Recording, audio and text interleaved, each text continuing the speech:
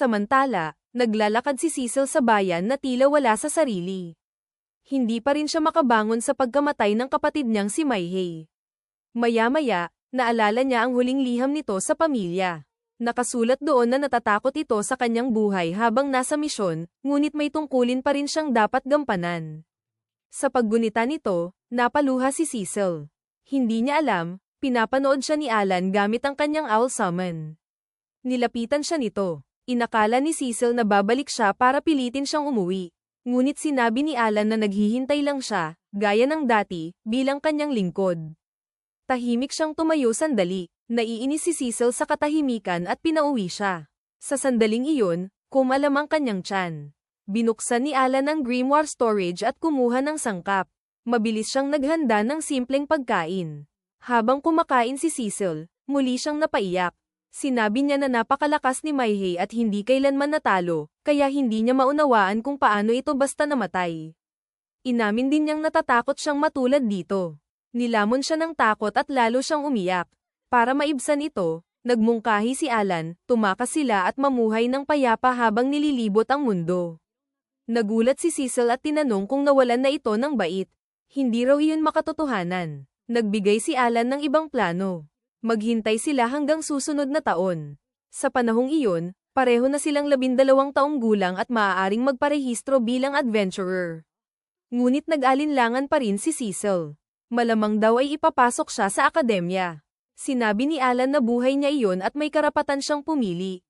Kung ayaw niyang pumasok sa akademya, hindi niya kailangang gawin iyon. Dapat niyang tahakin ang sariling landas. Natahimik si Cecil. Inisip niya kung ano ang gagawin ni Maihei sa kanyang kalagayan. Maya-maya, sinabi niyang umuwi na sila. Pumayag si Alan, ngunit bago umalis, sinabi ni Cecil na pagod na ang kanyang mga paa. Inutusan niya si Alan na buhatin siya pauwi. Binuhat siya ni Alan at nagsimulang maglakad. Habang pauwi, nagpasalamat si Cecil dahil kahit papaano ay gaman ang kanyang pakiramdam. Pagdating sa mansyon, sinalubong siya ni Granville at ng pamilya. Sa halip na pagalitan, sinabi ni Granville na huwag siyang mag-alala dahil sisiguraduhin niyang hindi niya mararanasan ang sinapit ni Maihei. Ipinaliwanag niya ang plano, dahil malapit nang muling magmina ng mithril. Maaari nilang ialok ang karapatan sa pagmimina sa maharlikang pamilya. Kapalit nito, maaaring mapalaya si Cecil sa tungkulin bilang isang maharlika. Dito naunawaan ni Alan kung bakit desperado si Granville na muling buksan ang minahan. Ngunit nagulat ang lahat sa sagot ni Cecil. Hindi raw siya tatakbo sa responsibilidad. Bilang miyembro ng pamilyang Granville, tutuparin niya ang tungkulin bilang isang maharlika. Lahat ay nabigla sa kanyang pasya. Makalipas ang 6 na buwan, nasa ilang si Alan at kakakuha lang ng isang B-rank magic stone. Inalala niya kung paanong kalahating taon na ang lumipas mula nang mamatay si Maihei at halos bumalik na sa normal ang buhay sa sambahayan ng Granville. Nalinis na ng karamihan sa mga kabalyero ang teritoryo ng mga orc, bagaman si Alan at ang kanyang grupo ang gumawa ng mabibigat na gawain. Dahil dito, mabilis ang paghahanda para sa pagmimina. Tinataya ni Zenith na ganap ng gag-ana ang minahan pagsapit ng tag-init. Naniniwala si Alan na mababawasan ang alalahanin ni Granville. Gayunman, nag-aalala pa rin ito kay Carnel. Mula nang mawala ang mithril, naging tahimik ito. Hinala ni Granville na kikilos ito anumang oras, kaya pinayuhan ang lahat na manatiling handa. Ipinagpatuloy ni Alan ang pangangaso at umakyat sa tuktok ng bundok. Doon, natuklasan niya ang pugad ng armored ants. Napagtanto niyang maaaring maging banta ito sa mga manero ng mithril, kaya nagpasya siyang lipulin ang mga ito. Sa una, binalak niyang gumawa ng maingat na estratehiya. Narinig na niya na ang ganitong pugad ay may mahigit 1,000 sundalo, kasama ang isang B-rank queen na nangingitlog upang dumami pa ang mga ito. Ngunit napagtanto niyang kulang siya sa impormasyon. Sa halip, nagpasya siyang kumilos agad. Tinawag niya ang kanyang mga nilalang at sinimulang lusubin ang pugad. Dahil malalakas ang kanyang mga summon, inaasahan niyang mabilis itong matatapos. Gayunman, kahit lumipas ang 1 buwan, hindi pa rin lubos na nauubos ang mga langgam. Naghinala si Alan na patuloy na nangingitlog ang queen upang palitan ang mga napapatay niya. Bagamat malaki ang XP na nakukuha niya, naging malaking problema ang walang tigil na pagdami nila. Nahahadlangan siyang makapasok ng mas malalim sa pugad. Napagtanto ni Alan na kailangan niyang baguhin ang paraan, kung hindi ay hindi niya mararating ang kuweba. Lumipas pa ang 1 buwan. Sa panahong iyon, mahigit 5,000 na ang napatay niya at nauubos na ang kanyang pasensya. Ngunit patuloy pa rin silang bumabalik. Biglang tumigil ang paglabas ng mga langgam. Napansin ito ni Alan at inisip na nagbunga na ang kanyang pagtitiyaga. Agad siyang lumapit at nagpadala ng owl summon sa loob ng kuweba. Ginamit niya ang shared vision at sumilip sa mga mata nito upang hanapin ang Queen Armored Ant. Ngunit paulit-ulit siyang nabigo, puro egg chamber ang nakikita o kaya'y inaambas ng iba pang langgam. Matapos ang isa pang walang nabuong araw, inisip niyang wala na siyang mahahanap. Ngunit di inaasahan, natagpuan din niya ang Queen Armored Ant.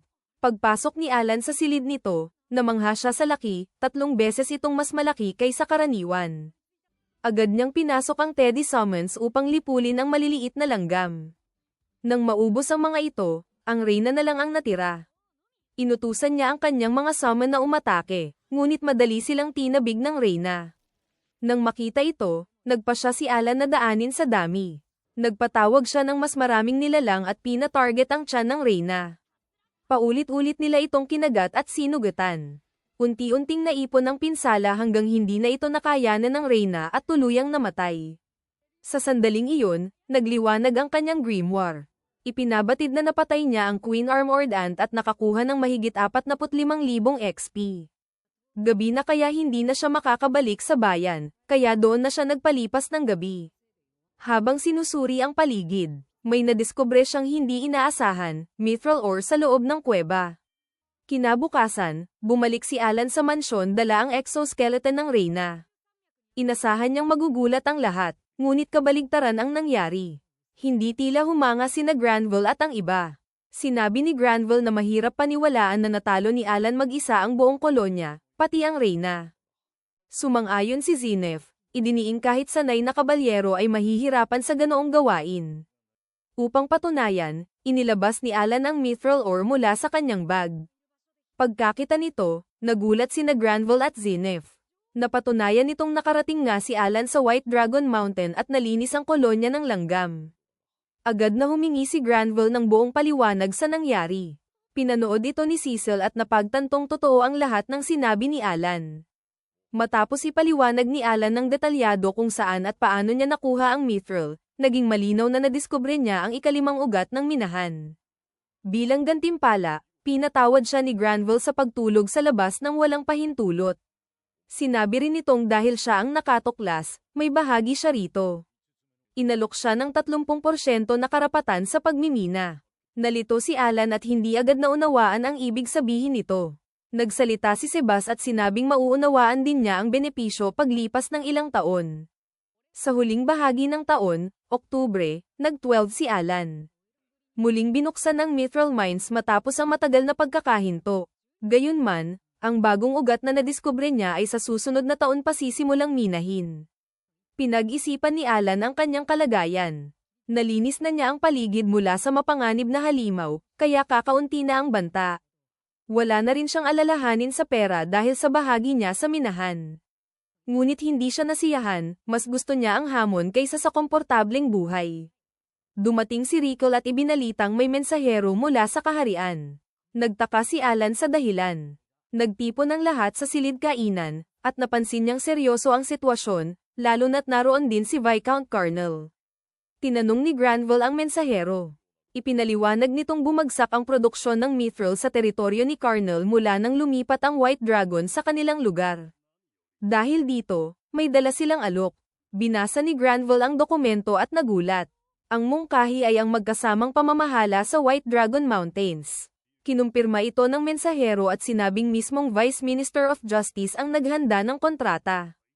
Nabanggit din niyang pumirma na si Viscount Carnel, kaya pahintulot na lamang ni Granville ang kulang. Alam ni Granville na hindi makatarungan ng alok, ngunit nanatili siyang kalmado. Sinabi niyang pupunta muna siya sa kabisera upang siyasatin ang sitwasyon. Naging agresibo ang mensahero nang hindi siya agad pumayag. Umalis ito ng galit at nagbanta na pagsisisihan niya ang desisyon.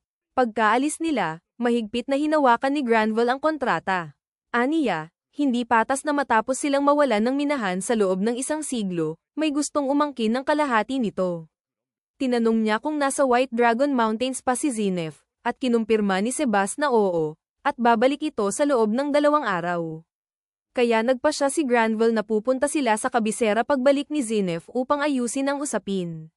Kalaunan, habang pinag-uusapan ni Alan at ng iba pang lingkod ang nangyari, bigla silang nakarinig ng sigaw mula sa itaas. Agad na umakyat si Alan at nadatnan ng mga bandido na tinatangay si Cecil. Naabisuhan si Granville at nagulat sa sitwasyon. Bunot ni Alan ang kanyang mithril sword at nakipaglaban. Ngunit mas malakas ang mga kalaban kaysa inaasahan. Gumamit siya ng buffs upang pataasin ang lakas at bilis. Napansin ito ng mga bandido at naghagis ng gas grenade. Napatumba si Alan. Ilang oras ang lumipas, nagising siya katabi ni Cecil. Nakatali ito, at agad niyang napansing siya rin ay nakagapos. Gayunman, bilang summoner, kaya pa rin niyang lumaban. Tinawag niya si Chappie at ginamit ang shared vision upang magmasid. Nalaman niyang nasa isang malawak na lugar sila na tila bodega, at naroon ang mga dumukot. Pumasok ang isang lalaking nagngangalang Dogra at tinanong kung bakit pati si Alan ay dinukot. Sinubukang magpaliwanag ng isa, ngunit sinuntok ito ni Dogra at ipinaalala na siya ang namumuno. Bago umalis, iniutos niyang patayin si Alan kung manggulo ito. Pagkaalis ni Dogra, narinig ni Alan ang usapan ng mga bandido. Nabanggit nila ang isang digmaan at si Zenith bilang pinakamalaking banta dahil sa lakas nito. Napagtanto ni Alan na hindi sapat ang maghintay ng tulong. Sinubukan niyang abutin ang sandata, ngunit napagtantong naiwan niya ang mithril sword. Alam din niyang mahihirapan siyang lumaban habang pinoprotektahan si Cecil kung wala ito. Kaya nagpa siya muna siyang mangalap ng impormasyon. Sa tulong ni Chappie, mas sinuri niya ang paligid at natuklasang hindi sila nasa bodega kundi nasa isang malaking mahiwagang airship. Napakalaki nito, mayroon pang ang kainan. Napatunayan din niyang sangkot si Viscount Carnel at ang Royal Messenger. Narinig niya si Carnel na balak gamitin si Cecil bilang bihag upang makuha ang karapatan sa pagmimina. Sa sandaling iyon, nagising si Cecil at nagpumiglas. Pinag-isipan ng mga bandido na saktan siya upang patahimikin. Napagtanto ni Alan na hindi na siya maaaring maghintay. Tinawag niya si Papillon at pinatulog ang isa sa mga bantay. Pagkatapos, kumalas siya sa tali, tumayo, at naghanda na gumanti.